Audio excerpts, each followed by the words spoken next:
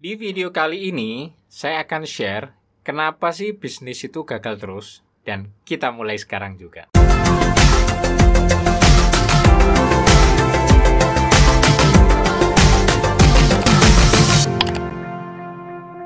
Ada fakta pahit yang mungkin perlu Anda sadari, ya.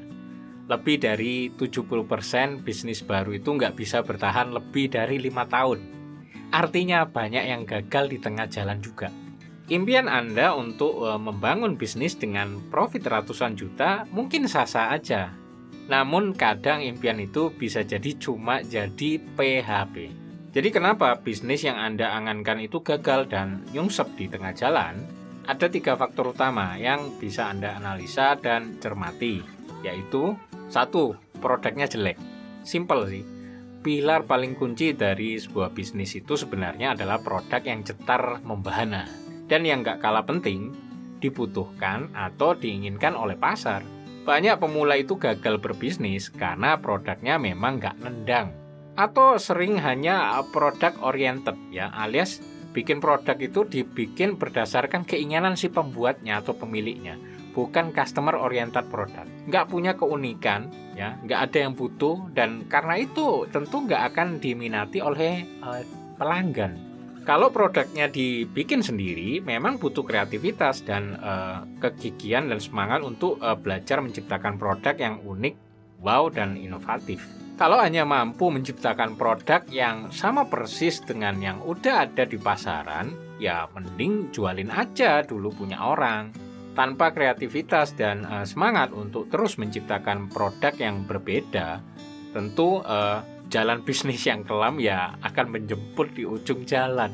Jika produk yang akan Anda jual adalah produk bikinan orang lain dan Anda hanya menjadi distributor atau reseller, maka kemampuan untuk menemukan supplier yang handal adalah kunci di sini. Menemukan supplier yang handal dengan harga kompetitif serta varian produk yang lengkap itu adalah salah satu kunci sukses kalau Anda berbisnis dengan menjual produk orang lain. Be resourceful, ya, gigih mencari, ya, dan belusuan, ya. Ini kunci untuk bisa menemukan supplier barang yang pas dan mampu Anda pasarkan dengan potensi yang bagus nanti. By the way, kalau Anda mau jualan produk fashion, silakan cek rekomendasi suppliernya di deskripsi. 2. Marketingnya lemah. Kesalahan para pemula yang berkali-kali saya amati itu adalah selalu semangat menyiapkan produk yang akan dijual. Dengan penuh antusiasme membuat toko online, ya, entah bikin web atau media sosial atau lewat marketplace. Lalu segera buka lapak. Tapi setelah beberapa hari berlalu, ya, kok nggak ada jualan yang laku. Wajahnya mulai manyun. Dan setelah sebulan, produknya masih belum ada satupun yang pecah telur, ya, alias terjual. Wajahnya kian manyun. Semangatnya pelan-pelan mulai kandas. Ditelan malam panjang penuh kesunyian karena nol penjualan. Kesalahan pemula itu simpel. Berasumsi bahwa kalau sudah buka toko, maka pembeli itu akan datang dengan sendirinya. Datang dari Hong Kong. Salah satu cara yang mungkin lebih cocok di era online ini adalah Anda bangun audience dulu, baru jualan kemudian, ya, bukan sebaliknya. Cara paling murah untuk membangun audience atau prospek adalah dari konten online yang kredibel dan disajikan secara konsisten.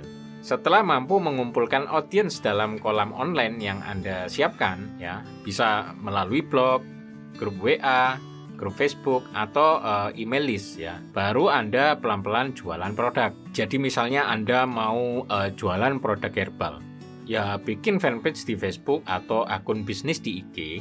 Lalu isi dengan konten bermanfaat, ya, tentang segala tips kesehatan secara alami atau herbal.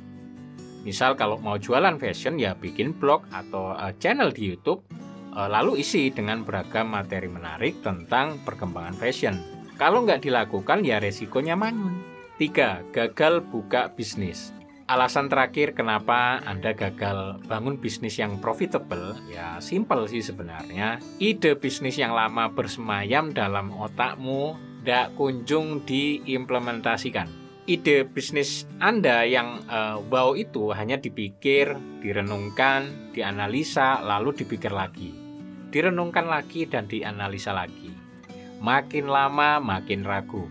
Kemudian hilang tanpa jejak.